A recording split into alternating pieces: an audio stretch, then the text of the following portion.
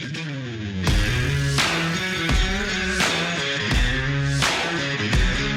well-regulated militia being necessary to the security of a free state, the right of the people to keep and bear arms shall not be infringed. Welcome to another edition of Bearing Arms, Cam and Company. My name is Cam Edwards. Glad you're with me on the program today. It is, I guess it's seasonably cold here in Virginia. It's been very nice the past few days, but yeah, it's back to being chilly here. And it's going to be chilly on Monday. I do want to let folks know Monday is the VCDL lobby day at the Virginia State Capitol. And if you can make it out there Monday morning, I would strongly encourage you to do so. Got a piece at Bearing Arms this morning. 6 more gun control bills dropping in the Virginia House of Delegates on Wednesday. We know that there's more to come. The filing deadline is January 23rd. We're still waiting on the Senate's version of a ban on so-called assault firearms. We've heard a lot of talk about a permit to purchase bill that has not yet dropped, but I expect that we will see one between now and next week. And Monday is going to be the day for Virginia gun owners to turn out in force and make their opinions known. We are also starting to see some signs of a resurgence of the Second Amendment sanctuary movement. The Lynchburg City Council set to vote on a Second Amendment sanctuary resolution on January 27th. So if you're a Virginia gun owner, I would also encourage you, contact your local sheriff, contact your Commonwealth's attorney. Those are the prosecutors of the state of Virginia. Contact your county supervisor and encourage them again to get behind the Second Amendment sanctuary movement. There are some bills that are going to be very hard, if not impossible, to avoid. But, sheriffs, police chiefs, prosecutors, they have discretion as to what laws they're going to prioritize. And it is well within a sheriff's purview or a Commonwealth's attorney purview to say, listen, we're not going to prioritize going after somebody because they've got a 20-round magazine. Or because this 20-year-old owned a AR-15 after the state of Virginia said that they could not do so. We'll be paying very close attention, not only to what's going on in Virginia, but state legislatures all across the country. But I did want to bring that to your attention. On today's program, we're going to be talking about a column that I ran across. This was from The Conversation by Morgan Marietta, who is a professor at the Institute of American Civics at the University of Tennessee in Knoxville.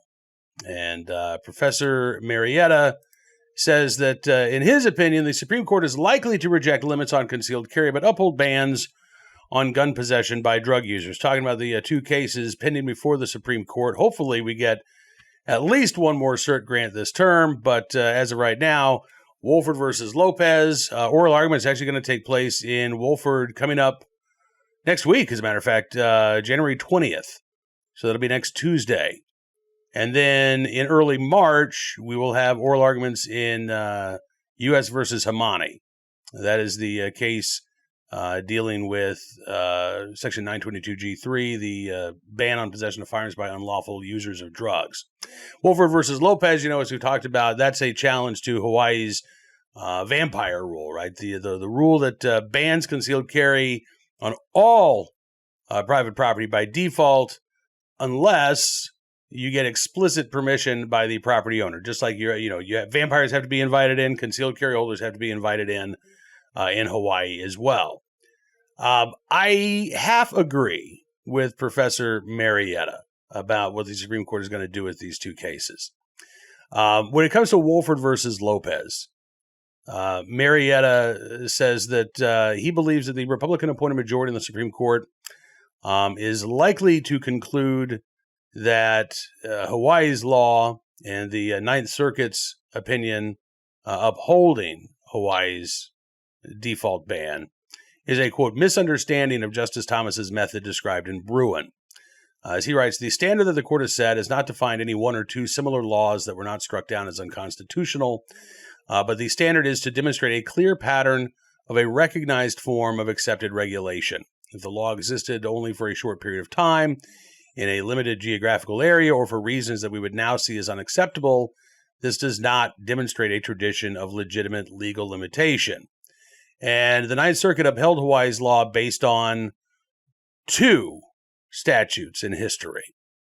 One, a 1771 New Jersey law that forbade carrying guns onto basically improved lands or plantations without the property owner's permission in an 1865 law that was part of Louisiana's Black Codes that prohibited carrying a firearm onto the property of a plantation without the plantation owner's permission.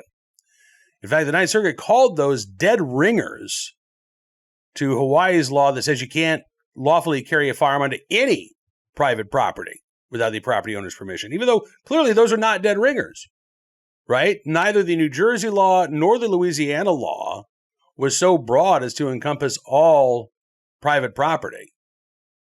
Instead, it was limited specifically to plantations or farms that had been improved, farmland that had been improved. In fact, the 1771 New Jersey law did not apply. Let's say, a farmer had 800 acres. Half of that had been improved, right? The trees had been felled. The ground had been plowed. There were crops being grown there, or maybe there were cattle grazing on that property. It had been fenced in.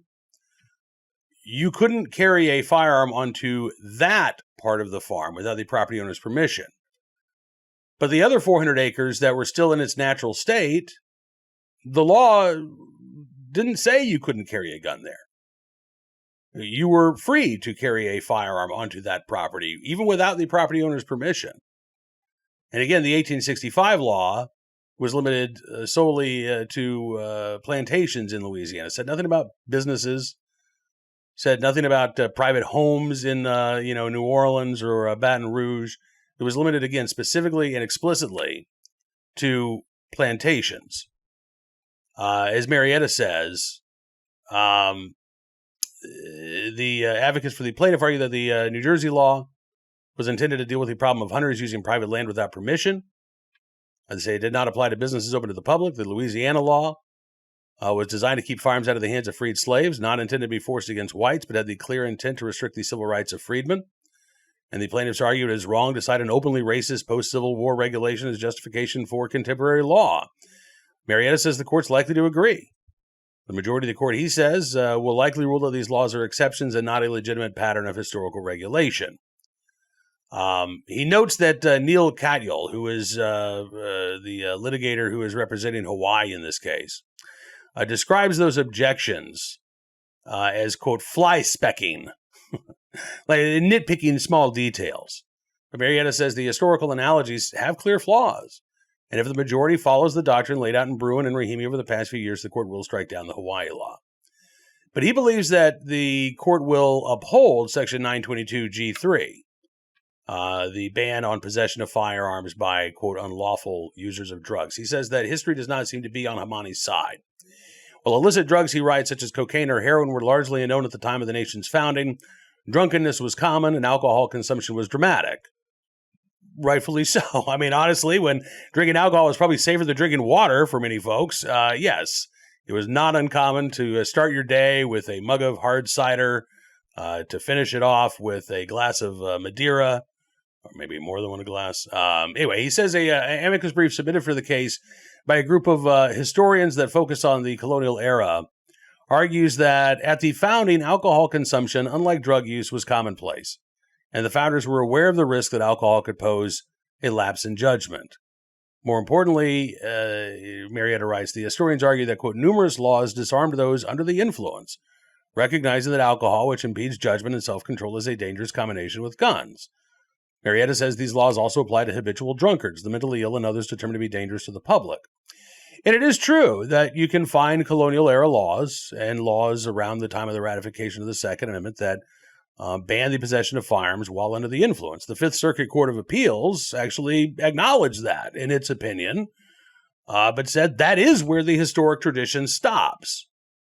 That, yes, there is a historic tradition, or at least there's likely a historic tradition of banning gun possession by those who are actively under the influence. And a law that forbade possessing a firearm while you were actively drunk or intoxicated or under the influence of a controlled substance, that those laws would likely comport with the Second Amendment.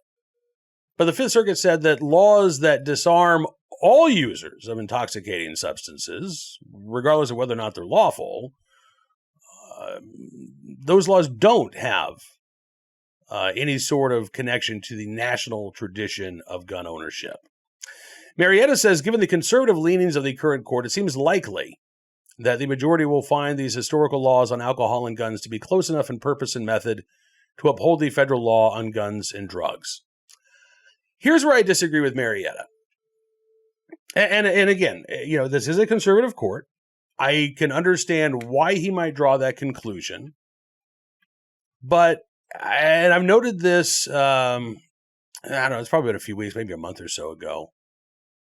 The Supreme Court, the U.S. versus Hamani, is not the only 922G3 case that came before the court this term. There were several others that were denied outright, including U.S. versus Cooper and U.S. versus Baxter. These are cases out of the Eighth Circuit Court of Appeals. And in both of those cases, the Eighth Circuit has basically come down, it disagrees and conflicts with the Fifth Circuit. Because what the Eighth Circuit has decided is that there is a national tradition of prohibiting dangerous people from possessing firearms, right? And they point to the Rahimi decision. But the Eighth Circuit has concluded that not everybody who uses drugs is inherently dangerous, and their drug use does not make them inherently dangerous. There might be a difference between, let's say, somebody using PCP versus somebody who, eats a gummy at night to help them go to sleep or to help them deal with the effects of chemotherapy. And so the Eighth Circuit has said that there needs to be this individualized finding of dangerousness in order for somebody's Second Amendment rights to be denied them.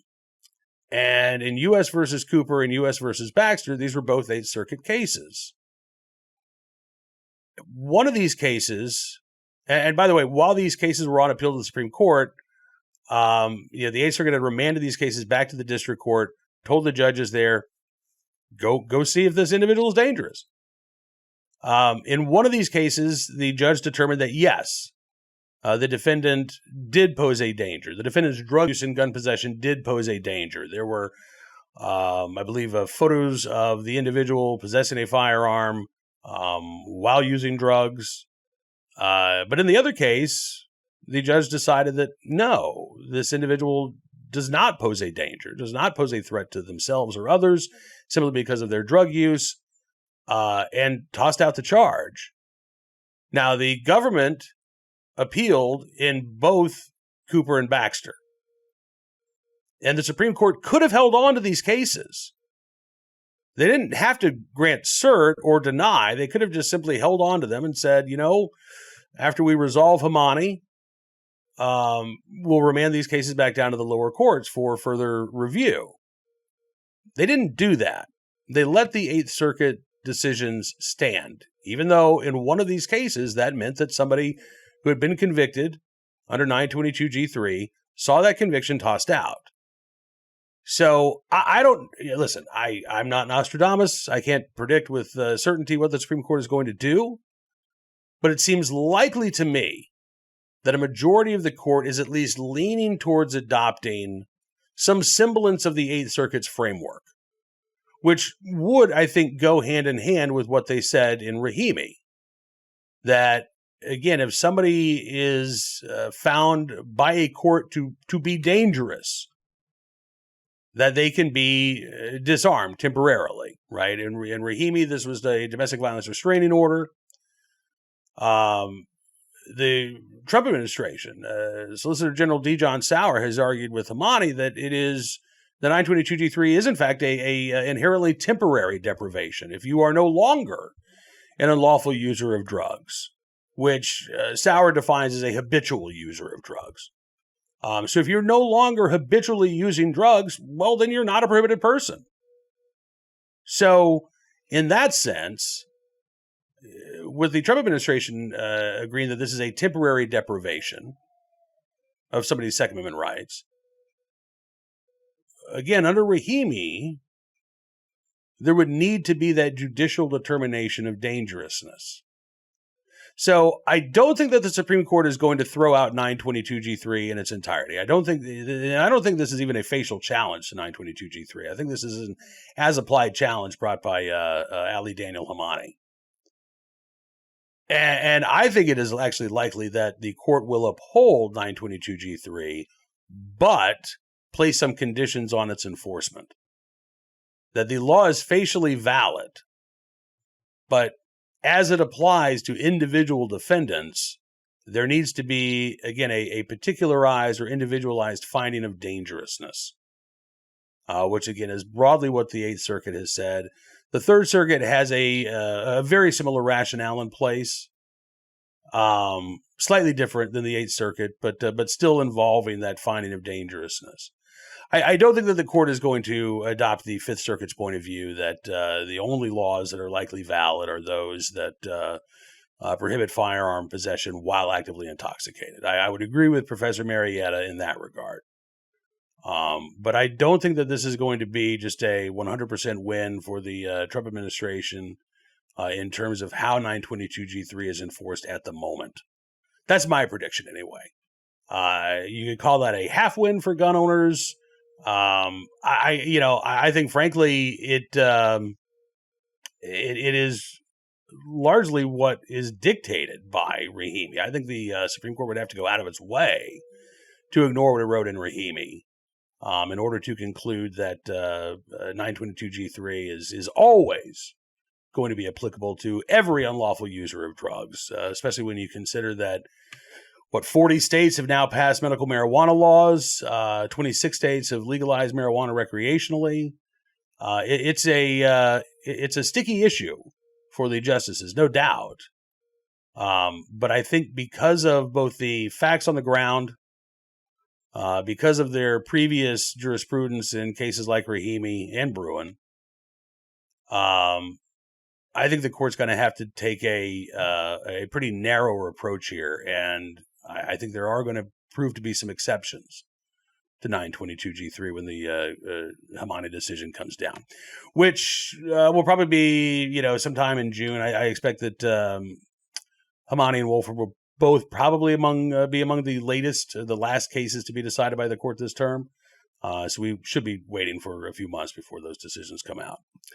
All right, on to today's Armed Citizen story, our good deed of the day, and our recidivist report. We will start there. Not a true recidivist report because this individual does not have a criminal history until now.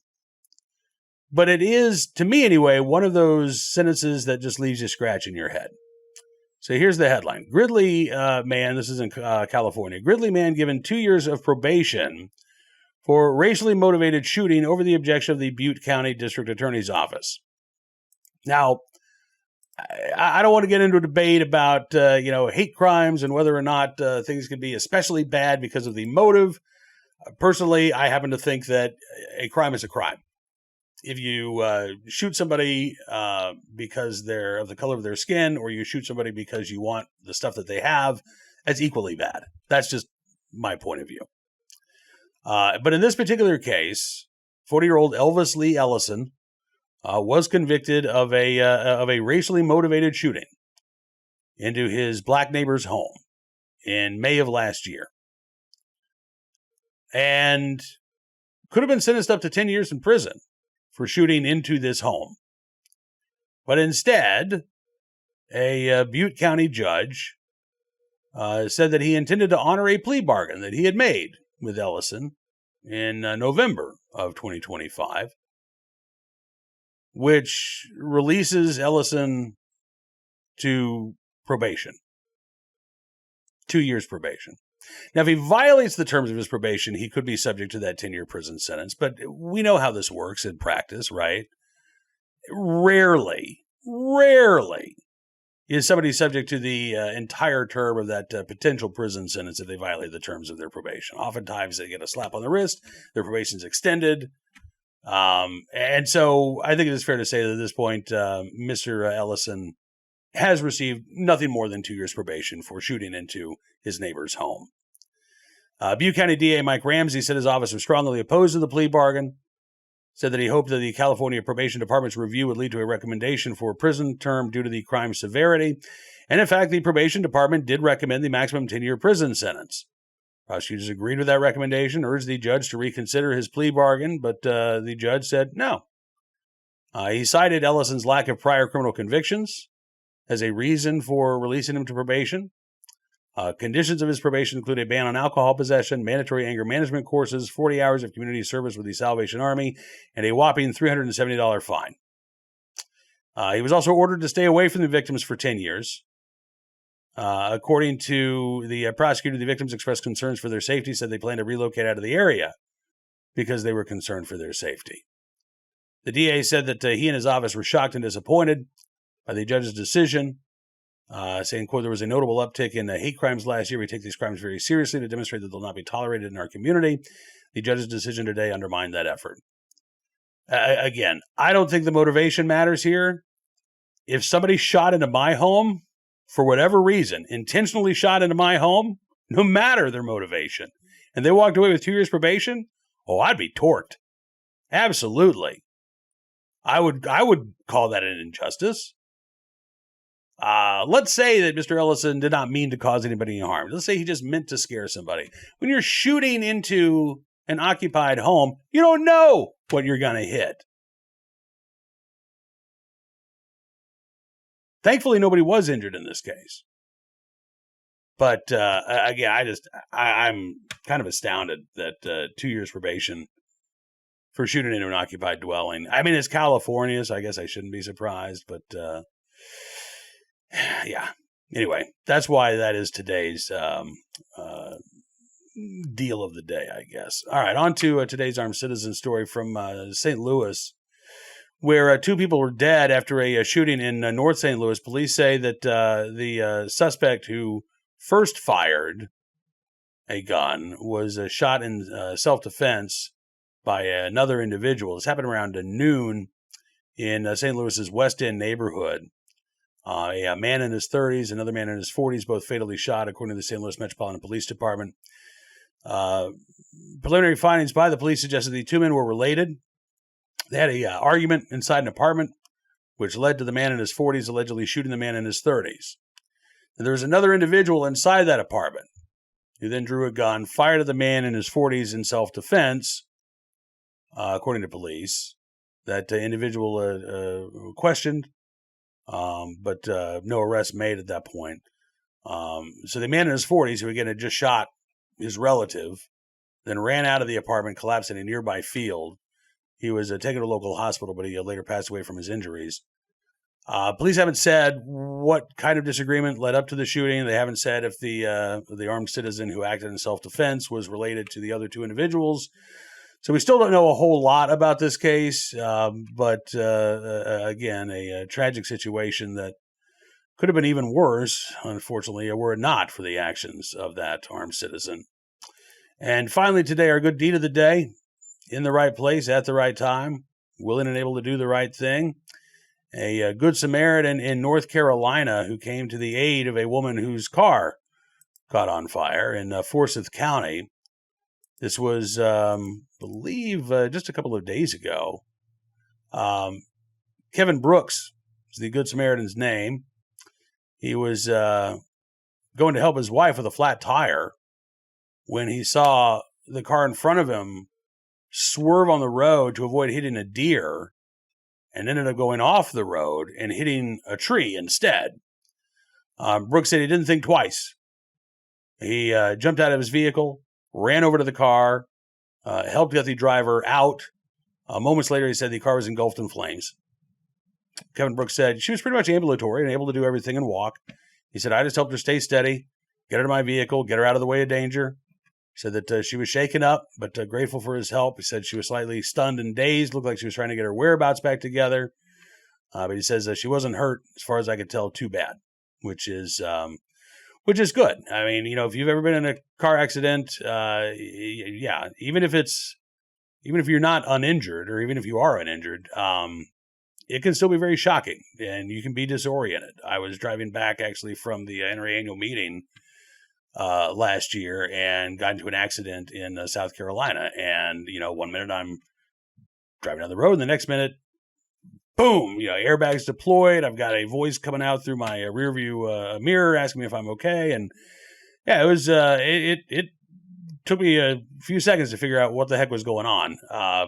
And so, you've got somebody that disoriented in a car that catches fire moments later. Honestly, she didn't need to be injured to be in danger. And so Kevin Brooks, on his way to do one good deed, ends up doing another in the right place at the right time, wasn't able to do the right thing. We thank you, Kevin, for the multiple good deeds performed that day. I do assume he eventually made it to his wife and changed her tire as well. All right, that is going to do it for this edition of Bearing Arms Cam & Company, and I want to thank you for being a part of the program as always. I would encourage you to check out bearingarms.com today. We're keeping you up to date on all the latest Second Amendment news and information from all across the nation, and there is a lot to cover these days now that legislatures are getting back in session. Again, we've got the Supreme Court taking up a couple of cases. There's literally dozens of other lawsuits percolating at the district court level and appellate court level to keep an eye on. But we got you covered in all of those circumstances. And if you like what you see in terms of our coverage, I would also encourage you to become a VIP Gold, or VIP Platinum member. All you have to do, go to bearingarms.com/subscribe. You can learn more about what you get with every tier of support and use the promo code FIGHT, FIGHT, to take 60% off your VIP membership or your VIP Gold membership or your VIP Platinum membership.